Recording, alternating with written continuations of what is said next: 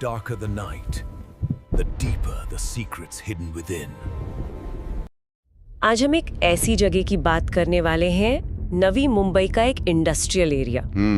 सोचिए, रात का सन्नाटा, मशीनों की एक धीमी सी गूंज है और बीच में एक पुरानी, बिल्कुल वीरान पड़ी पेपर मिल। अपने आप में ही एक अजीब डरावना सा माहौल है। बिल्कुल, वो जगह ही अपने आप में एक कहानी लगती है।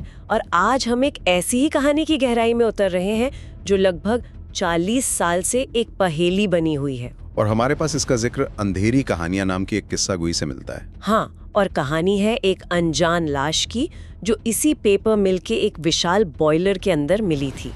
सवाल बहुत सीधे हैं, पर जवाब उतने ही उलझे हुए कि वो आदमी कौन था, वो वहाँ पहुँचा कैसे, और आज तक कोई उसे पहचानने क्यों नहीं आया। चलिए इसी रहस्य की परतें खुलते हैं। इस कहानी की शुरुआत ही बहुत अजीब है, एक अलार्म से। हाँ, सुबह के 5:15 नाइट टेक्नीशियन रोहित हरीश की शिफ्ट बस खत्म ही होने वाली थी कि कंट्रोल पैनल पर एक छोटी सी बत्ती जलने बुझने लगती है, एक छोटा सा अलार्म। और यहाँ एक बात बहुत जरूरी है, स्रोत बताता है कि ये अलार्म बॉयलर स्टैक नंबर 9 से आ रहा था। हाँ, और ये कोई मेन बॉयलर नहीं था, ये एक बैकअप यूनिट था। मतलब इसे कभी कभार ही इस्तेमाल किया जाता था, ज्यादातर तो बंद ही रहता था। बिल्कुल। और यही बात इसे और अजीब बना देती है ना, मतलब कोई गड़बड़ भी होनी थी तो किसी चालू बॉयलर में होती। सही बात है।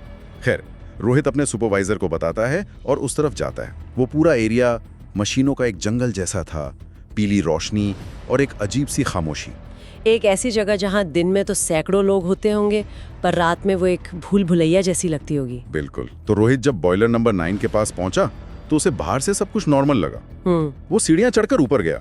नीचे का जो दरवाजा था, सर्विस हैच, वो तो सालों से जंग खाकर जाम था। तो अंदर जाने का एक ही रास्ता था, ऊपर वाला हैच। ओके।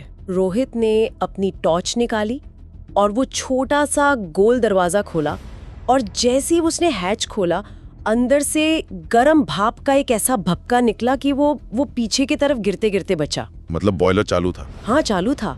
उसने खुद को संभाला और टॉर्च की रोशनी उस अंधेरे छेद के अंदर डाली, और जो उसने देखा। क्या देखा? अंदर पाइपों के जाल के बीच से जली हुई आंखों के 2 खाली गड्ढे उसे घूर रहे थे। बाप रे! उसकी चीख पूरी मिल में गूंज गई और वो बिना कुछ सोचे समझे वहां से भागा। उस एक पल ने ना सिर्फ उस रात की खामोशी तोड़ी, बल्कि एक ऐसा सवाल खड़ा कर दिया जिसका जवाब आज तक नहीं मिला। कुछ ही घंटों में पुलिस ने पूरी मिल को सील कर दिया। अंदर का तापमान 38 डिग्री सेल्सियस, जैसे कोई भट्टी हो। और फॉरेंसिक टीम को पाइपों के बीच फंसी एक लाश मिली, लगभग कंकाल। हाँ, और शुरुआती जांच में पता चला कि वो एक पुरुष था, उम्र कोई 25 से 35 साल के बीच। लेकिन जब पहली चीज पुलिस को खटकी, वो थे उसके कपड़े। क्या मतलब? क्या था कपड़ों में? उसके शरीर पर जले हुए डेनिम जैकेट और जीन्स के टुकड़े चिपके हुए थे। जबकि मिल के मजदूरों की तो अपनी एक यूनिफॉर्म होती थी। बिल्कुल। इसका सीधा मतलब था कि ये आदमी मिल का कर्मचारी नहीं था, ये कोई बाहरी था। लेकिन असली चौंकाने वाली चीज तो कुछ और थी, है ना? एक ऐसा सुराग जिसने इस पूरे केस की दिशा ही बदल दी। हाँ, आप उन पट्टियों की बात कर रहे हैं। हाँ। लाश की दोनों हथेलियों पर कपड़ों को फाड़कर बनाई गई अस्थायी पट्टियां बंधी हुई थीं। ये सुनते ही रोंगटे खड़े हो जाते हैं। इसका सिर्फ एक ही भयानक मतलब हो सकता है। क्या? वो आदमी बॉयलर में गिरने के बाद भी जिंदा था और होश में था। ओह। अंदर पाइप लोहे के गरम सरियों की तरह दहक रहे होंगे। उसने उन पाइपों की जलन से बचने के लिए अपने ही कपड़ों को फाड़ा और हाथों पर लपेट लिया, ताकि वो किसी पाइप को पकड़कर बाहर निकलने की कोशिश कर सके। बिल्कुल, ये कोई एक पल का हादसा नहीं था, ये एक लंबा दर्दनाक संघर्ष था। वो जिंदा रहने के लिए लड़ रहा था। ये बातें से सिर्फ एक हादसा होने की संभावना से बहुत दूर ली जाती है। ये तो बहुत ही भयानक है। तो सवाल फिर वही है, वो अंदर गया कैसे? पुलिस ने जब नीचे वाले सर्विस हैच को खोलने की कोशिश की तो हथौड़ों और छेनी से उसे तोड़ने में 2 घंटे लग गए। वो सालों से बंद था। तो ये साफ हो गया कि वो नीचे से नहीं, ऊपर वाले हैच से ही अंदर गया था। हाँ, लेकिन ये पहेली को और उलझा देता है। सोचिए, मिल के चारों तरफ ऊंची दीवारें, गेट पर सिक्योरिटी गार्ड। कोई अनजान आदमी इन सब से बचकर अंदर कैसे आ गया? और सिर्फ अंदर ही नहीं आया, वो मशीनों की उस भूल भुलैया को पार करके सीधा उस एक बॉयलर तक पहुंचा जो ज्यादातर बंद रहता था। ये तो ऐसा है जैसे उसे पहले से पता था कि उसे कहाँ जाना है। या तो ये सिक्योरिटी में बहुत बड़ी चूक थी, या फिर उस आदमी को मिल के बारे में सब कुछ पता था। गर्मी से कोई डीएनए, कोई फिंगरप्रिंट, कुछ नहीं मिला। लेकिन 2 चीजें मिली। पहली, उसके दांतों में महंगी फिलिंग और रूट कनाल हुआ था, जो उस जमाने में काफी खर्चीला इलाज था।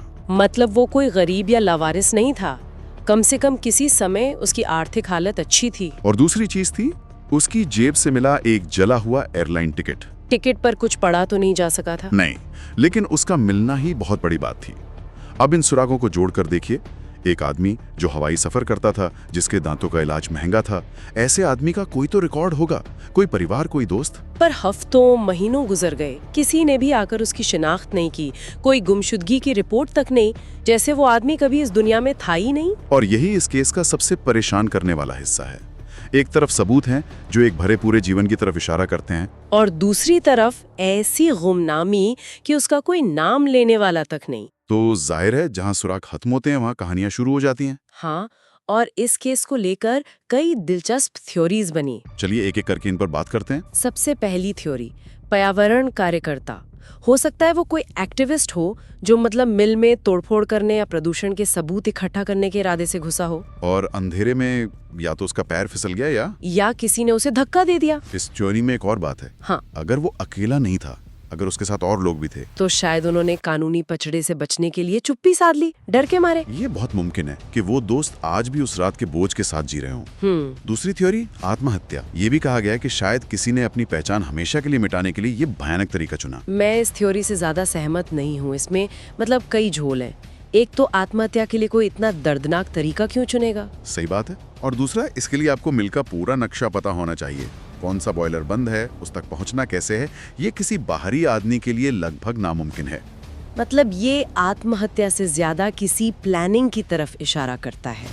और यहीं से तीसरी थ्योरी निकलती है, हत्या। और इस थ्योरी में दम लगता है। किसी की हत्या करके उसे हमेशा के लिए गायब कर देने का इससे बेहतर तरीका शायद ही कोई हो। सोर्स में बताया गया है कि बॉयलर का तापमान 177 डिग्री सेल्सियस तक जा सकता था। 177 डिग्री? इतने तापमान पर तो डीएनए, फिंगरप्रिंट्स, चेहरा, कपड़े, सब कुछ नष्ट हो जाता है। सबूत मिटाने का एक परफेक्ट तरीका। और ये काम वही कर सकता है जिसे मिल की और खास तौर पर बॉयलरों की पूरी जानकारी हो। कोई अंदर का ही आदमी। बिल्कुल।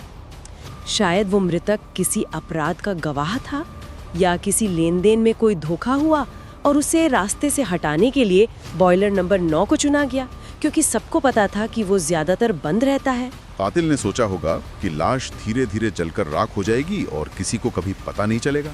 वो तो बस एक छोटे से अलार्म ने सारा खेल बिगाड़ दिया। हाँ। अब चौथी थ्योरी पर आते हैं, जो थोड़ी कम भयावह है लेकिन उतनी ही दुखद। एक शरारत जो हादसे में बदल गई। हाँ, सोर्स में जिक्र है कि आसपास की फैक्ट्रियों की छतों पर रात में लड़के मस्ती करने या रेस लगाने आते थे। तो हो सकता है कुछ दोस्त ऐसे ही मिल में घुस गए हों और छतों पर दौड़ते भागते हुए उनमें से एक का पैर फिसला और वो सीधा उस खुले हैच से बॉयलर में जा गिरा। और उसके दोस्त वो इतने डर गए होंगे कि उन पर हत्या का इल्जाम लगेगा कि वो वहां से भाग गए और उन्होंने जिंदगी भर के लिए अपने मुंह पर ताला लगा लिया। ये भी एक दर्दनाक संभावना है। और अब आते हैं पांचवी और आखिरी थ्योरी पर, जो सबसे अजीब है।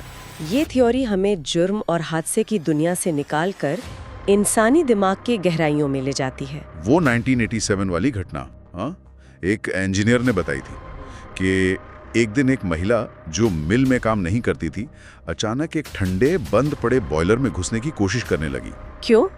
जब उसे रोका गया तो उसने कहा कि उसे ऐसा महसूस हो रहा था जैसे कोई अनदेखी ताकत उसे अंदर खींच रही है। अजीब है। तो सवाल ये उठता है कि क्या बॉयलर नंबर 9 में मिले उस आदमी के साथ भी ऐसा ही कुछ हुआ था? कोई मानसिक स्थिति? पर अगर ऐसा हुआ तो उसके हाथों पर बंधी पट्टियों का क्या? वो तो होश में आने के बाद के संघर्ष की निशानी है। बिल्कुल।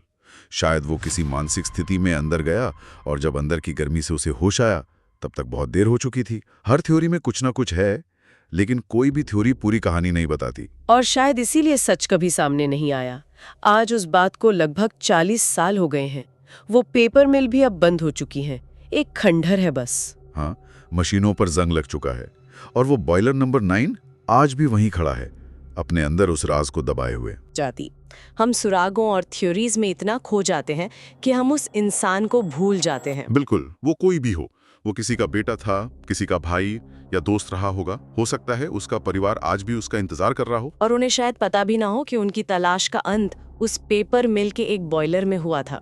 ये हमें वापस उसी सवाल पे ले आता है, आखिर वो आदमी कौन था? तकनीकी रूप से शायद अब ये जानना नामुमकिन है, सबूत नष्ट हो चुके हैं। लेकिन ये कहानी सिर्फ एक अनसुलझी मौत की नहीं है, ये चुप्पी की भी कहानी है। चुप्पी की कहानी मतलब? इन पांचों थ्योरीज में एक बात कॉमन है, कोई ना कोई है जो उस रात का सच जानता है। अच्छा। चाहे वो कोई डरा हुआ दोस्त हो या कोई साथी जिसने अपराध बोध में जुबान बंद कर ली, या फिर वो कातिल जो आज भी हमारे बीच आजाद घूम रहा है।